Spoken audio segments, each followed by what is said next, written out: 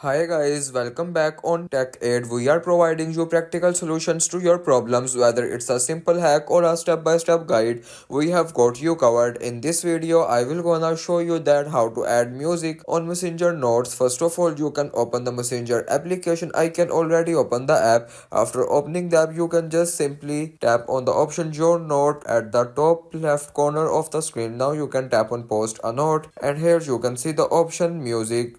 Tap on music, and here you can see the different musics. You can just simply select the music that you want to put in your notes, and it is the way you can add music on Messenger Notes. If you want to keep your online activity private and access to restricted contents like I do, trying using a VPN. It's secure, easy to use, and makes our browsing safer. The link to buy is in the description below. If this tutorial helped, don't forget to like the video and subscribe for more practical solutions. Got questions or need extra help, drop a comment below and we will be happy to assist. See you in the next one. Thanks for watching.